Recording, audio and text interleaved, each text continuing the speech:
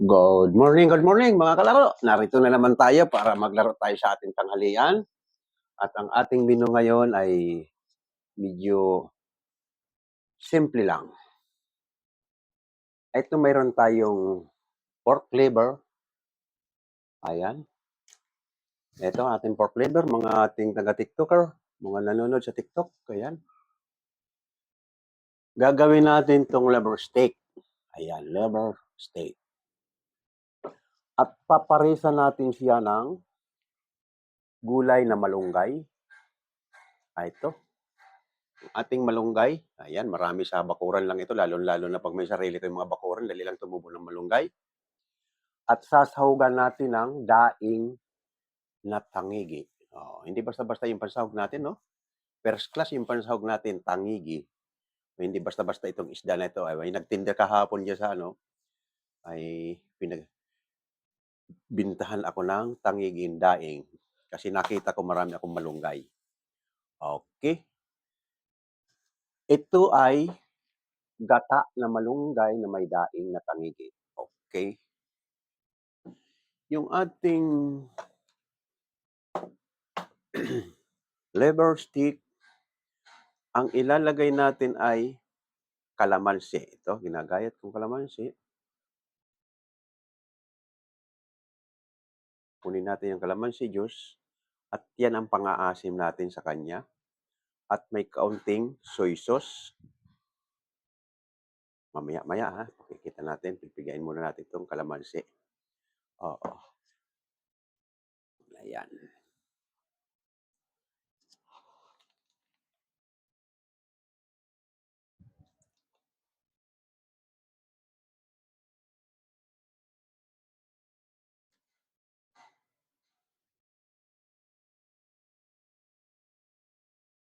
Yung ating atay, kailangan pag bumili ka nito, pipiliin mo yung walang tamak. Kung minsan may atay na may batik-batik, ibig sabihin nun may diferensya yung pagkakaano ng atay. Pero yung ganito, plain na plain ang pagkakulay niya ay sariwang-sariwa. Okay lang to. Sa palengke kasi,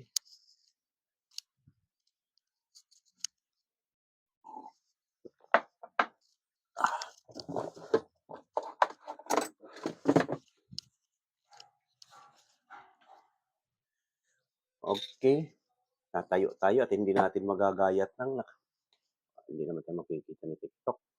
Okay, bigyan natin si TikTok. Upo tayo. Pag dito sa makapal na parte ha, sa mga buguhan natin, okay na sa mga sanay, wag nyo lang, yung mga sanay, okay. Pasensya na kayo sa akin at inaano ko lang to sa mga hindi pa marunong masyadong maggayat. Ayan. Ang kapal nito ay pwede mong double ang pagkakahiwa mo para lumapad yung atay. Yan. Yan. Biniyak mo para lumapad dalawang parte ng atay. Yung pag dating dito sa makapal, pwedeng isang hiwa lang. Ayan. Tulad yan. Isang hiwa lang dahil makapal siya. Ayan. Pero pag dating dito sa medyo manipis, dadalawahin mo siyang hiwa. Ayan. Para malapad ang dating niya. Ayan. Kung dinodouble ay malapad. Ito nga, dahil medyo manipis, isang hiwa lang, ninipisan mo na. Ayan. Ayan. Medyo pa-slanting lang para yung pagkakahiwa mo, tamang-tama lang yung nipis. Masarap kasi luto nito yung medium rare. Ayan, sa atay. Kasi pag well done na masyadong madadry ang ng atay, wala na yung katas. Ayan. Masarap sa atay ay medium rare lang ang pagkakaluto. Ayan. Mayroon tayo na paghiwaan natin ng 1, 2, 3, 4, 5 servings ang halagang 1 tin atay. Halagang 1 tin, 5 servings at tig 2 pieces naman, malalapad naman. Malalapad yan. Pang Isang tao, dalawang hiwa, malalapad na yan. Kuya, yung 1/10 mo, mayroon na tayong 5 servings. Ito yung ating kalamansi.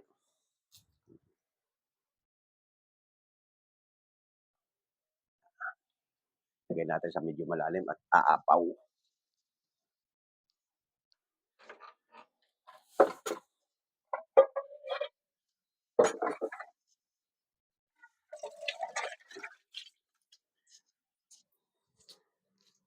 Ilagay natin dito sa bowl kasi aapaw yung sauce. Ang sauce nito, gagawin natin na lemon, kung lemon ang ginamit natin ay tatawagin natin ng lemon butter sauce. Ngayon, kalamansi butter sauce. Ayan.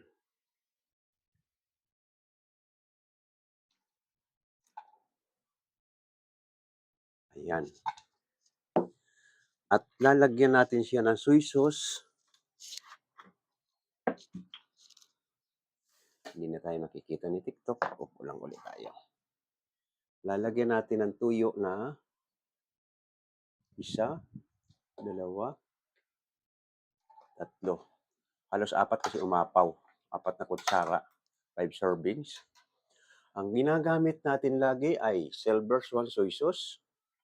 Ayan. Lalagyan natin ng pamintang durog na kombinasyon ay white and black. Pinagsama ko sila, dalawa. At lalagyan natin ng magic sarap. Ayan.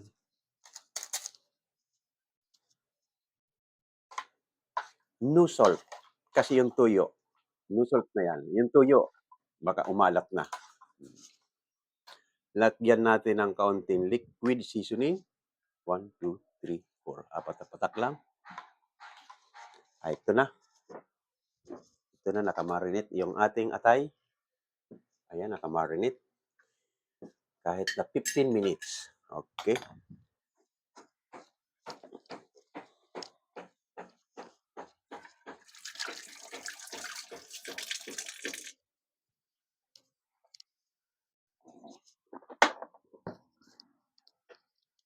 Ang isusunod naman natin ay yung malunggay. Hihimayin natin itong malunggay. Ayan. Sa probinsya, hindi ka nabibili ng malunggay. Pag malawak ang bakuran mo, wala kang pader, bakod mo malunggay. Sunod-sunod nakatusok sa tabing bakod ng hangganan ng iyong bakuran. Malunggay ang pambakod mo. Ganyan kami sa probinsya nung araw. Ayan, kaya hindi ka na dapat bumili ng malunggay sa probinsya. Ngayon, namimiss ko yung ganitong luto kasi madalas sa akin lutuin ng nanay ko at sa maliliit pa kami noon. Naalala ko yung lalo pagdating ng tagbagyo, ganyan tagbagyo. Malakas ang dagat, hindi ka panghuli ng isdang sariwa, lulutuin yan. Ginataan na malunggay na may daing. Kasi yung daing naman, nahandyan talaga naka-reserve lang yan sa mga taghirap. Hindi ka makakapunta sa dagat at wala kang may daing kang nakatago. Yan. Sa mga baguhan, ang paghimay natin ng malunggay, huwag mong pipisilin para hindi sasama yung tangkay. Suwabe lang ang hawak mo at ibaba mo lang. I-press mo lang ganyan sa mga baguhan natin na maghimay ng malunggay. Ayan. Pag pinisil mo yung tangkay, madadala. Kailangan suwabe lang ang paghaplos mo. Ayan.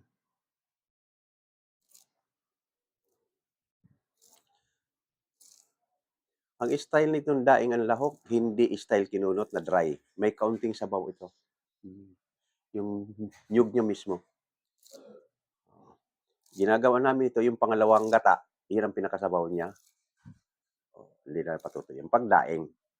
Pero pag mga style ng kinunot, yung kinunot kung tawagin ay dry talaga, kundi nagmamantika-mantika sa gata.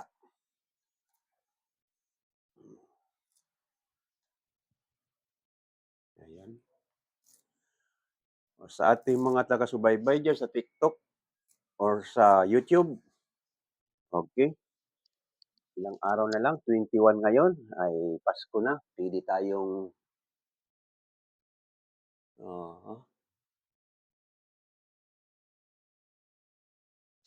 Puwede tayong mag-request ng masasarap na panghanda natin sa Pasko. Mhm, ayan.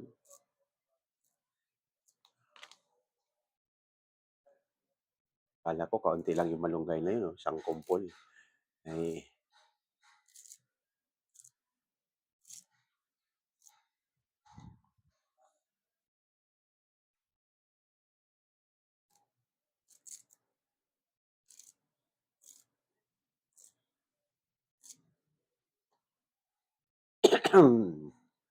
medyo masama lang ang pakiramdam ko kasi nung isang araw, tulad ngayon umaambon na naman, pero hindi na ako nagpaambon. Nung isang araw kagigising ko lang umaga, diretso ako sa pamalingki, naambunan ako. Kaya ito, malambot ang bunbunan ko ata sa sipon 'pag ako'y naaambunan talaga.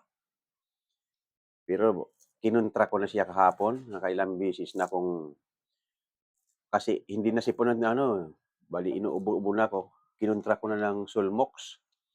Medyo sumakit na yung dibdib ko sa kauubo kaya ginamitan ko na siya ng Alaxan. Sa kawan ng Diyos nawala naman yung sakit.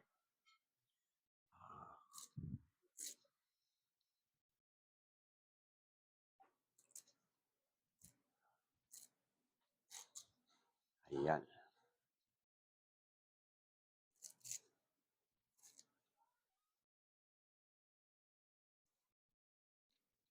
okey, nahimay na natin.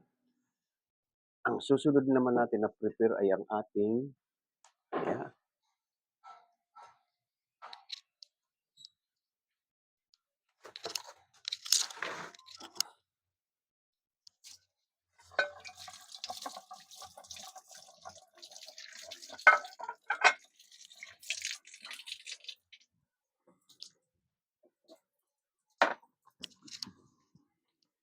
ang ipe-prepare naman natin yung mga panangkap natin sa ating gata.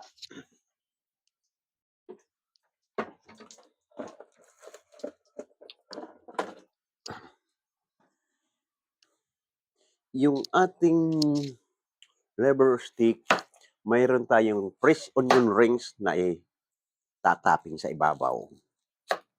Pero masarap din kasi yung medyo hilaw na sibuyas, 'di ba? Pag nilagay na natin itong onion rings na sariwa, ayan.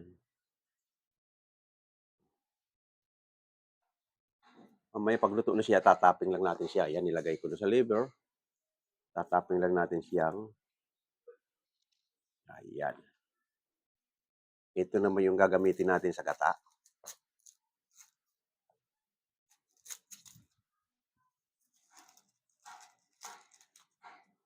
Ayan. May anak yung sibuyas ko. Mayroon nanay, tatay. Ito, maliliit yung anak.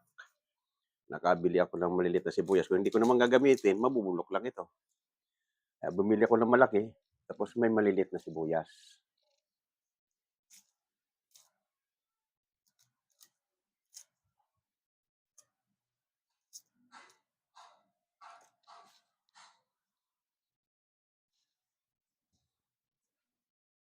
Yung ating mga gustong mag-request, pwede tayo sa comment section ng TikTok at pwede rin tayo sa YouTube.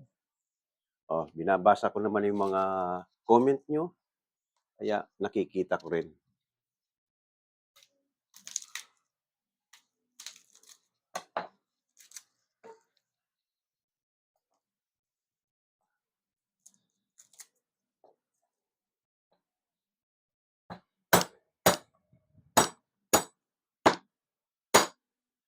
Sa gata, hindi mo na kailangan gayatin pa itong bawang.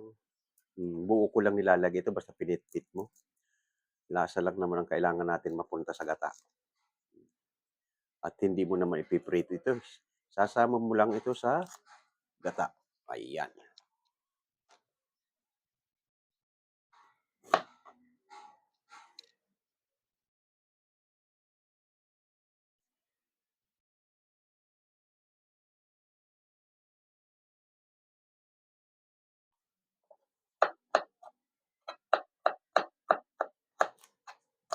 Katitig lang ang luya natin kasi good for 4 person lang yung ating gagataan. Oh. napapanisan ako ng ano, hindi namin minsan ano, yung 'pag pumupunta rito yung may dalawa kong anak na medyo malapit dito, na 'yan. Pero 'pag kami lang, sa ngayon 3 lang kami nandito, 4 pero nasa pasyalan yung isa. Matagal pa babalik yun, nasa Makati. Kaya ang kumakain dito ay 3 lang kami. Tulad ng ginawa ko kahapon na chicken curry hanggang gabi. 'Pag hindi pumunta rito yung anak ko, hindi walang kakain ng aking ulam na niluto. Kaya eto, ini-estimate ko na lang ang aking iluluto pang personal na lang namin. Dati noon, una talaga, marami akong magluto. Okay, naka-prepare na. Bawang, sibuyas, luya sa ating ginataang daing.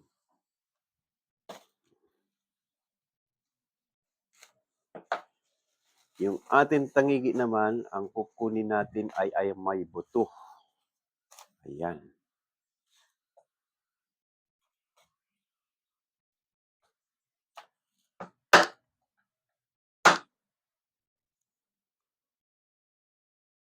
Ayan. At kukunin natin yung kagbabaeng party.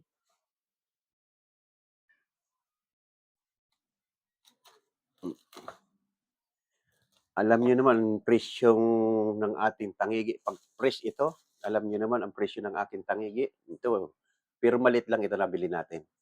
Yung mga kasi yung lalaki niyan, ganyan, mga 50 kilos pataas ay mula 20 kilos pala. Mahal masyado yun. Ito kasi solid na laman ito. Purong laman yan.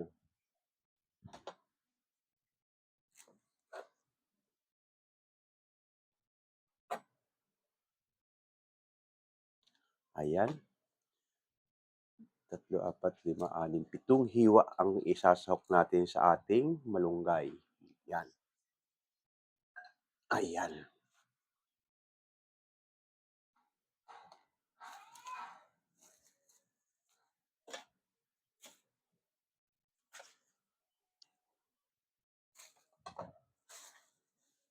Okay.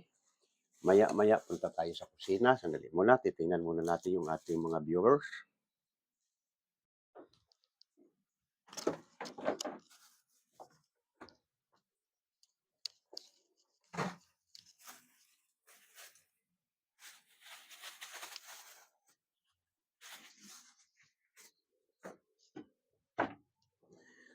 Okay. Naka-ready na. Punta na tayo sa kitchen. Pero bago tayo pumunta ng kitchen, magbasa muna ako ng aking mga comment. Naka-ready na ito. Dadalhin natin sa kitchen. Okay. Mamaya na. Part 2 na ang ating YouTube mamaya.